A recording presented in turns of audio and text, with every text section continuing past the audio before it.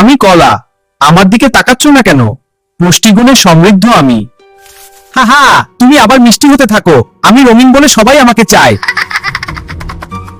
ছোট আঙ্গুর, বড় হাসি। চিপসের চেয়ে মজার। হ্যাঁ, অনেক মজা। আমরা সেরা। যে তুমি কচু শাক খাচ্ছ, জানো কি তোমার শরীরের ভিতরে এখন কি হচ্ছে?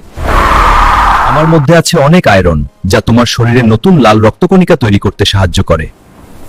রক্ত বাড়লে শরীরে অক্সিজেন ভালোভাবে পৌঁছায়, তাই তুমি কম ক্লান্ত হও, বেশি শক্তি পাও। তাই মাঝে মাঝে কচু শাক খেতে ভুলো না। ছোট একটা শাক, কিন্তু কাজটা বড়।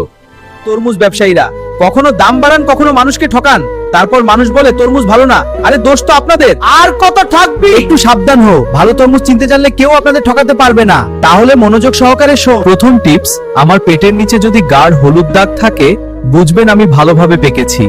দ্বিতীয় টিপস, আমাকে হালকা টোকা দিন। যদি ঢং ঢং শব্দ হয়, তাহলে আমি একদম ফ্রেশ। তৃতীয় টিপস, একই সাইজের মধ্যে যে তরমুজটা ভারী, সেটাই বেশি রসালো ও মিষ্টি। চতুর্থ টিপস, আমার খোসা যদি একটু ম্যাট হয়, তাহলে বুঝবেন আমি ভালো পাকা।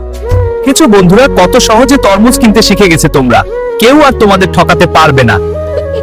আর হ্যাঁ, যদি আমার কথা ভালো লাগে তাহলে ভিডিওটা লাইক দিন, চ্যানেলটা সাবস্ক্রাইব করুন আর বন্ধুদের সাথে শেয়ার করুন।